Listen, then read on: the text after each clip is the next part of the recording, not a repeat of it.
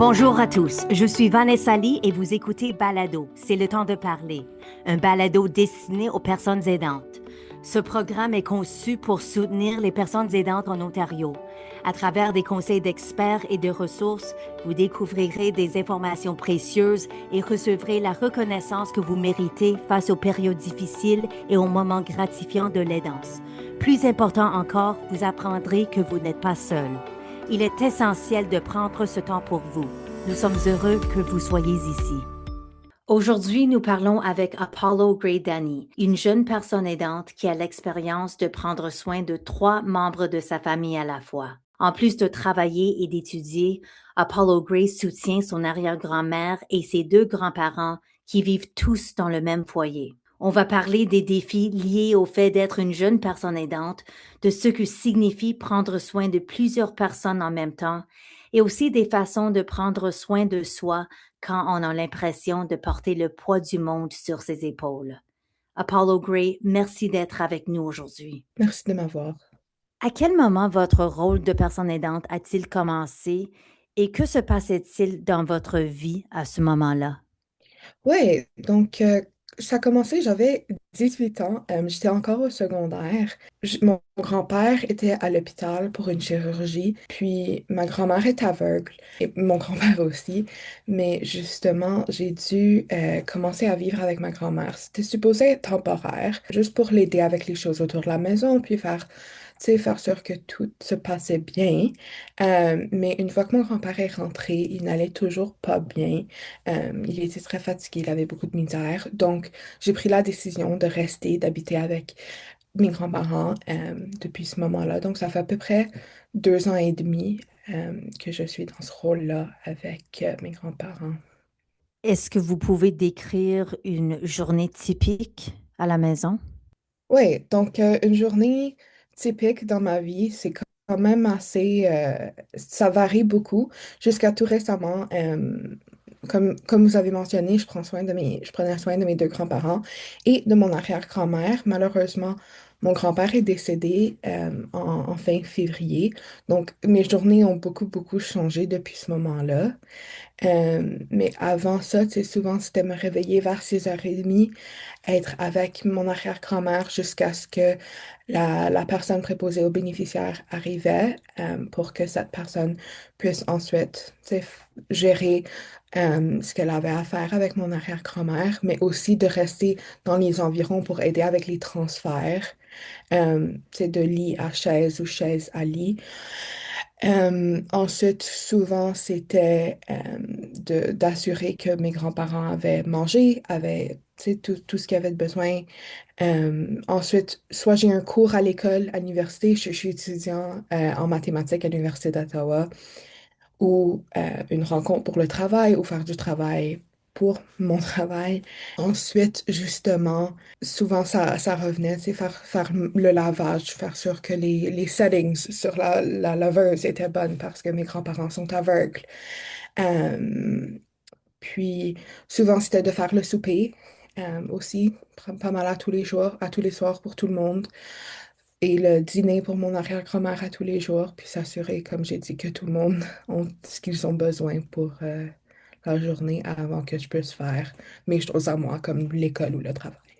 Ça serait beaucoup pour n'importe qui à n'importe quel âge. Mais vous avez 20 ans. Comment vous vivez ça? C'est pas facile. Tu sais, souvent, je vis beaucoup de c'est un syndrome d'imposteur, dans le sens que je pense pas avoir le droit de m'appeler une personne proche aidante. Pour moi, j'ai 20 ans, je fais juste aider mes grands-parents puis mon arrière-grand-mère. Tu sais, c'est ma famille, je fais ce que je peux. Euh, Puis n'importe qui dans ma situation ferait ça. Mais là, en même temps, c'est beaucoup de travail. Tu sais, je travaille 20 heures semaine en plus de ça. Et je suis étudiant à temps plein. Et je fais partie d'autres comités et je m'engage quand même dans ma communauté bénévolement. Euh, Puis souvent, tu sais, comme vous avez dit dans l'introduction, on dirait que j'ai le fardeau du monde sur les épaules. Euh, Puis c'est vraiment difficile de ne pas me laisser écrouler sous ça. Mais je dois dire que, tu sais, quand même, j'ai de la chance. Tu sais, mes grands-parents, malgré leurs difficultés, sont super là pour moi, puis ils sont toujours ouverts à collaborer avec moi, puis trouver des solutions qui fonctionnent pour nous tous. Euh, Puis justement, mon, mon engagement envers mes études, ça a été difficile les dernières années, surtout avec le déclin de la santé de mon arrière-grand-mère. Tu sais, elle avait besoin plus d'aide, plus de personnes constantes dans la maison. Euh, donc j'ai dû, tu sais, un peu mettre de côté mes études, mais pour moi, c'est quelque chose d'important. Donc j'essaie quand même de m'engager, puis d'avoir mes bonnes notes, puis de faire mes études. Donc c'est pas facile. À quel moment avez-vous réalisé qu'il ne s'agissait plus simplement de donner un coup de main, mais c'était quelque chose de continu? Je pense que c'était vraiment l'été après que mon grand-père était allé à l'hôpital. Donc, l'été de quand j'avais 18 ans, ça m'a vraiment frappé que comme, OK, je ne vais plus aller vivre avec mes parents. Je ne retournerai plus avec mes parents. Je suis avec mes grands-parents pour le reste de leur vie, le reste du temps qu'ils auraient besoin de mon aide. Puis c'était un peu à ce moment-là où je me suis dit, OK, wow, like, c'est plus juste un right now thing, c'est pour quand même le futur que je peux voir. Ce qui a été un peu épeurant à ce moment-là, mais je ne changerai rien.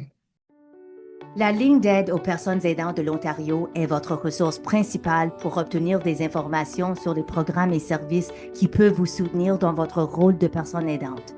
La ligne d'aide est disponible 24 sur 7 et est assurée par nos experts en ressources communautaires, en anglais et en français, avec des services d'interprétation disponibles dans 150 langues sur demande. Appelez le 1-833-416-2273 ou le 1-833-416-CARE ou utilisez notre clavardage en ligne pour obtenir le soutien dont vous avez besoin. Pour en savoir plus, visitez aidantontario.ca. Et maintenant, retournons à notre épisode.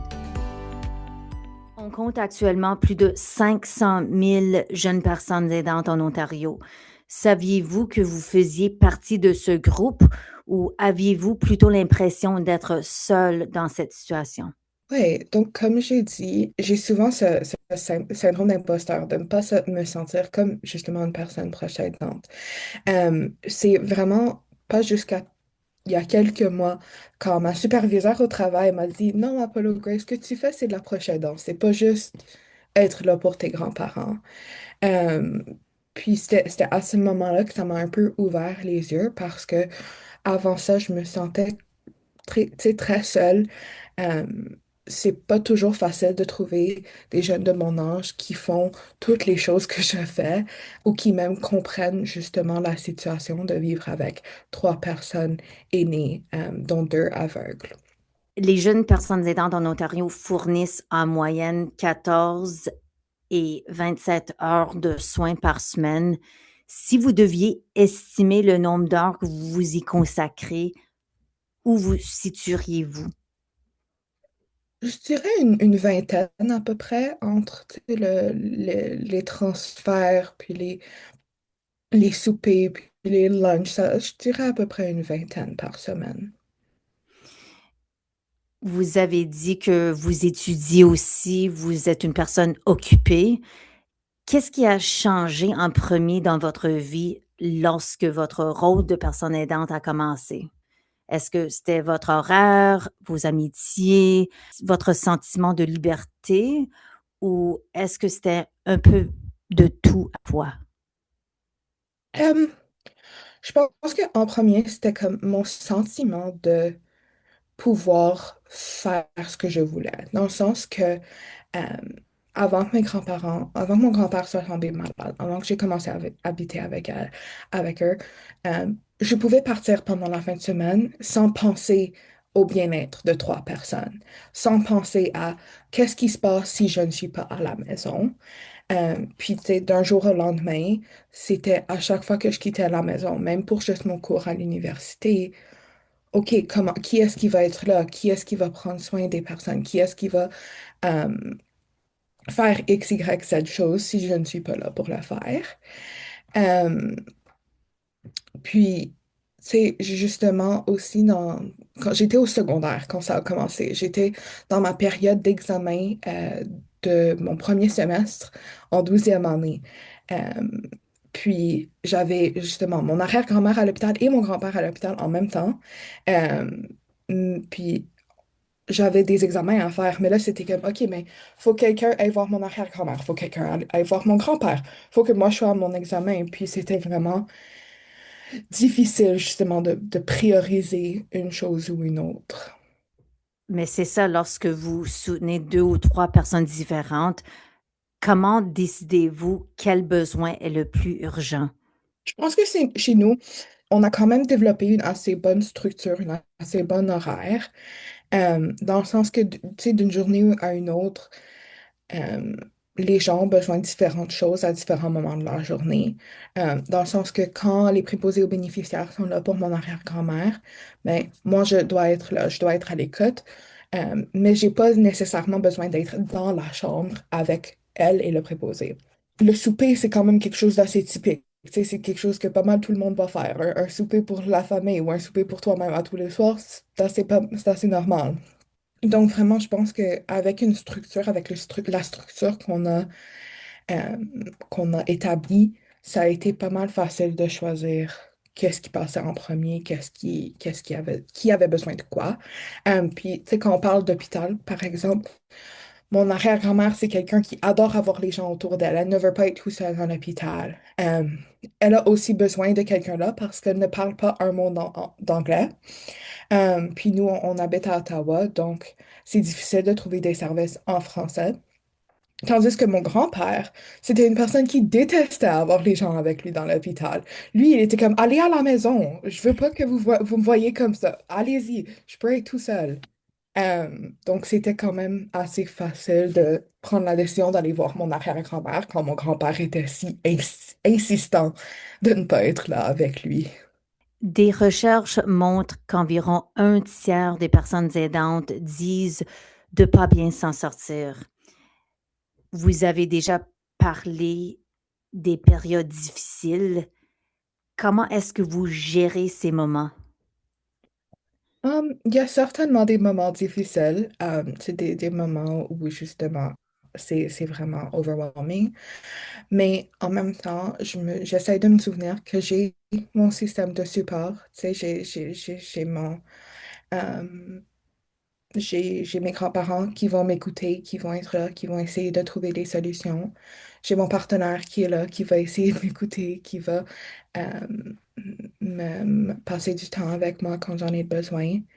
Puis, à la fin de la journée, j'essaie de me souvenir aussi du fait que, tu sais, ces personnes-là ont pris soin de moi toute ma vie.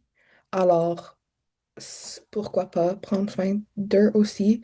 C'est des gens à qui je dois toute ma vie, tout mon amour. Donc, c'est vraiment de me souvenir de ça pendant les moments difficiles. En tant que personne neurodivergente, comment cela influence-t-il votre énergie, votre concentration ou votre capacité sensorielle lorsque les exigences liées aux personnes aidantes s'accumulent? Ouais, donc je vis avec un TDAH, donc c'est pas toujours facile de garder mon attention, puis faire mes tâches, puis les finir, de finir toutes mes tâches.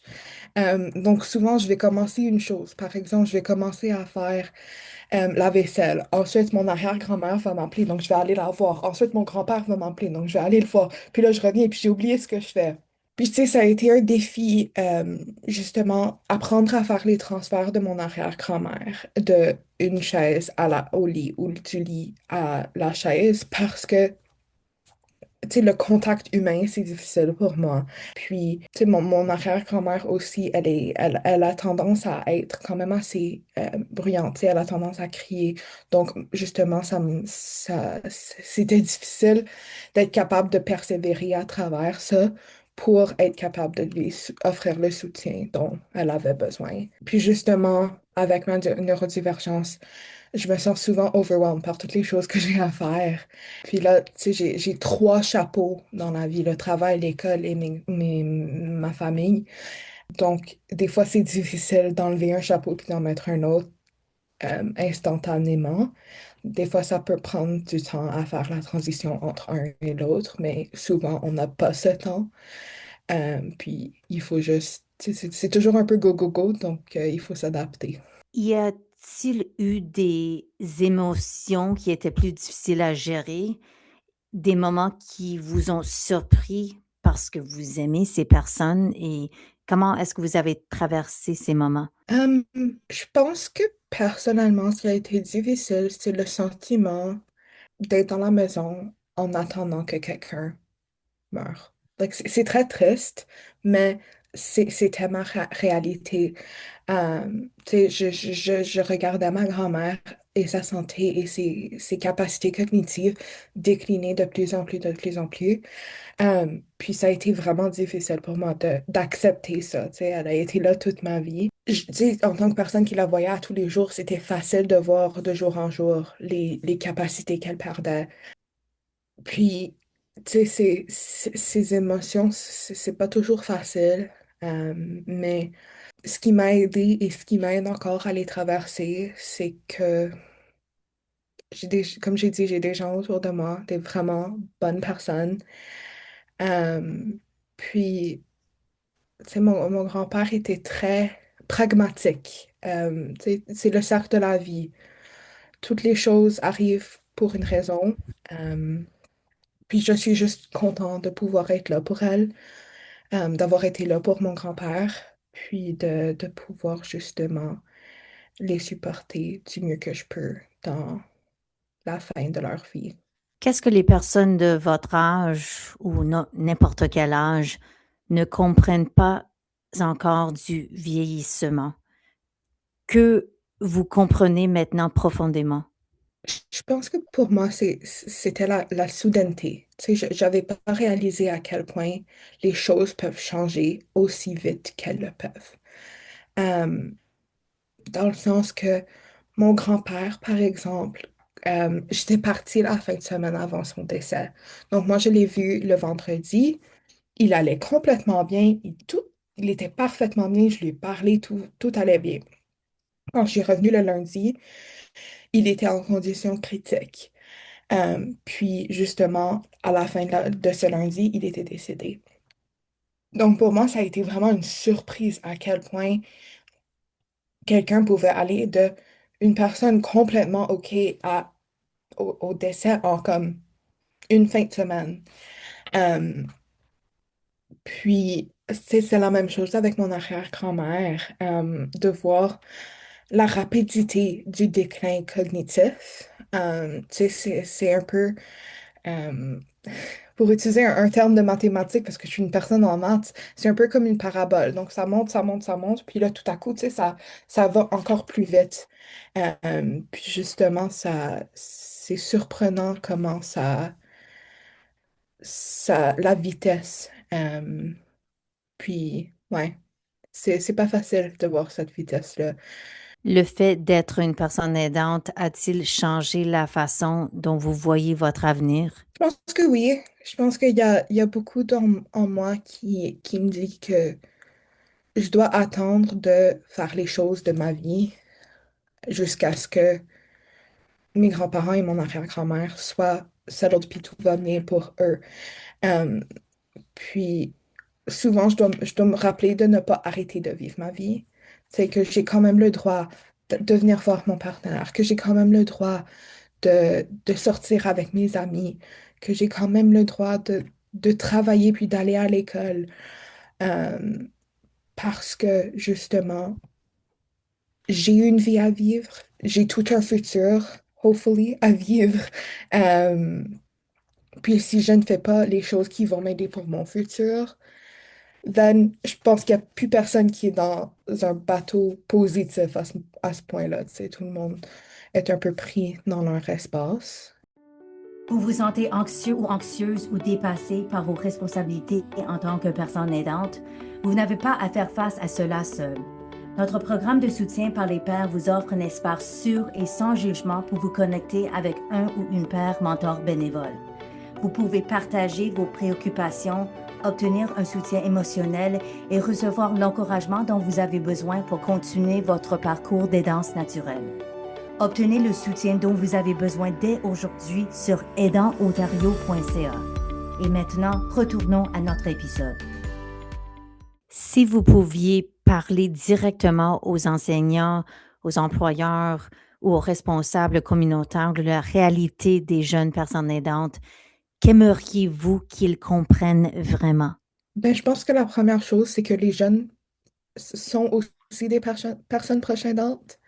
Euh, Juste parce que j'ai 18 ans, juste parce que je suis au secondaire, juste parce que je suis une jeune personne, n'arrête pas le fait que je peux être une personne proche aidante. Justement, quand j'ai commencé mon rôle avec mes grands-parents et mon arrière-grand-mère, j'ai eu des profs qui étaient comme, ah ben, t'as vraiment pas bien fait sur ton examen. Qu'est-ce qui se passe? T'es souvent un super bon élève. Euh, Puis là, j'étais comme, oh, ben, tu sais, je prends soin de mes trois grands-parents, de mes deux grands-parents et de mon arrière-grand-mère. Je commence tu sais, je me réadapte à toute une nouvelle vie. Donc, c'était pas le moment opportun pour moi. Puis là, on me disait souvent comme, ah, ben, c'est pas ta responsabilité. Tu dois ne pas devoir faire ça. Tu dois vouloir faire ça. Euh, Puis, c'était vraiment difficile pour moi parce que je devais vraiment me mettre là à convaincre des gens que malgré mon âge, malgré où j'étais, je prenais soin de ces gens-là. Euh, Puis aussi que, oui, il y a toute la fatigue physique, mais il y a aussi toute une fatigue émotionnelle et mentale euh, de prendre soin de personnes que tu aimes, que tu adores, qui sont en déclin santé et cognitif. Puis ça impacte souvent mille et une sphères de ta vie, pas juste ta vie à la maison. Euh, c'est souvent quelque chose que les gens oublient. Quel type de soutien avez-vous utilisé pour vous aider dans votre rôle de personne aidante? Aucun spécifique. Je suis en thérapie. C'est pas nécessairement spécifiquement pour aider avec mon rôle de proche aidance, mais euh, c'est un aspect, tu sais, c'est quelque chose qui m'aide pour la gestion de mes émotions, puis la gestion de justement toutes les attentes envers moi. Puis, comme j'ai dit, j'essaie de rely on mes systèmes de soutien, mes grands-parents, mes amis, mon partenaire. C'est toutes des personnes que j'apprécie et qui font beaucoup de bien dans mon monde.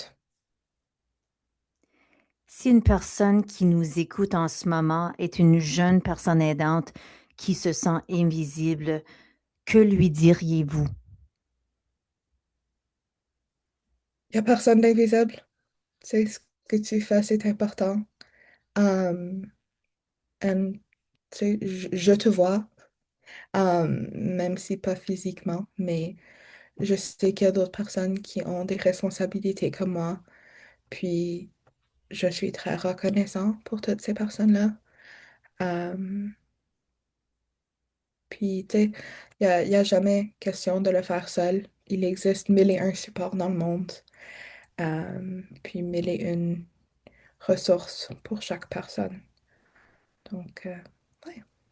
Vous partagez votre histoire avec nous aujourd'hui, mais je sais que vous la partagez aussi beaucoup dans votre travail. Est-ce que vous pouvez nous en parler un peu? Oui, donc je travaille chez Franco Queer, qui est la première et unique organisation francophone queer en Ontario, donc l'unique organisation qui représente les francophones queer en Ontario. Donc, moi, je travaille comme agent de projet pour le projet des récits arc-en-ciel. Puis ce projet-là, il est financé par le Secrétariat québécois des Relations canadiennes et le ministère des Affaires francophones de l'Ontario. Puis en partenariat avec le Gris Montréal, nous avons pu justement créer des opportunités pour démystifier et déconstruire les biais envers la diversité affective, sexuelle et de genre dans tout plein de différents milieux. Puis à travers ça, ça me permet aussi de partager des aspects de ma proche aidance. Ça me permet de parler de mes grands-parents puis de mon arrière-grand-mère en intersection avec justement mes identités de SLGBTQIA+. Avez-vous autre chose à ajouter? Non, je pense pas. Merci, merci d'avoir été là puis de m'avoir écouté. Merci infiniment à Apollo Gray d'avoir partagé votre histoire si personnelle avec nous. Cela nous touche beaucoup. Merci. Merci de nous avoir écoutés. Nous espérons que cet épisode vous a plu. Pour plus d'informations sur les services de soutien, rendez-vous à notre site web aidantontario.ca. À la prochaine. Je suis Vanessa Lee et vous avez écouté C'est le temps de parler, un balado pour les personnes aidantes. Nous vous souhaitons une excellente journée.